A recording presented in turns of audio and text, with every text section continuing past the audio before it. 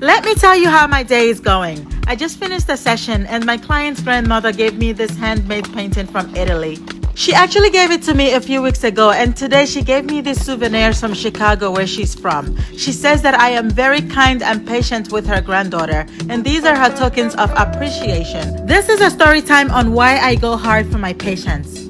I have to get to my next home visit, so let's drive and talk. I am an Army veteran and a military spouse. When I was in grad school, my husband deployed twice, and it was a very challenging time for me. We're stationed in California, but we don't have family here. This is our last duty station before my husband retires from the Navy. When we got here, my husband was deployed before the military moving company brought our belongings to us. I had to unpack every box and set up our home with our children, enroll them in school, complete my observation hours, and apply to grad school. I did all of that while coping with the emotional roller coaster that comes with transitioning to a new life in a different location and missing our friends and family.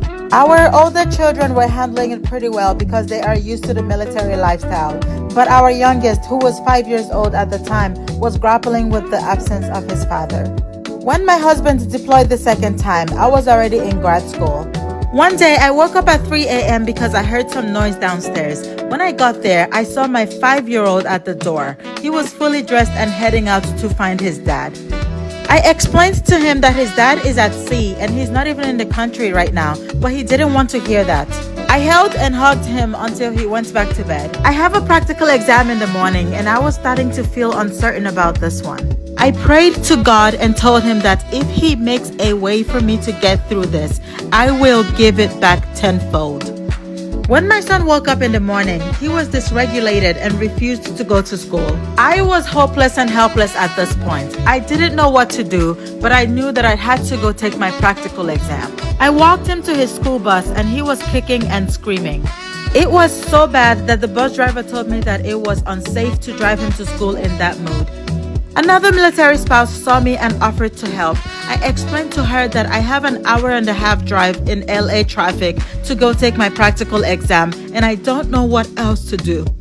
We live in the same military neighborhood, and her husband was also deployed. She gave me her phone number and address and told me to go take my exam. I got through that hump and aced my practical.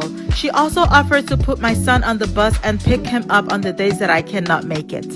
A few months later, I was approved for respite care through the Navy. The caregiver was a blessing to my family. She went above and beyond her job description. She helped me to cook and clean, do arts and crafts with my children, take them to the park, to the pool, and just whatever I needed. It was just a breath of fresh air.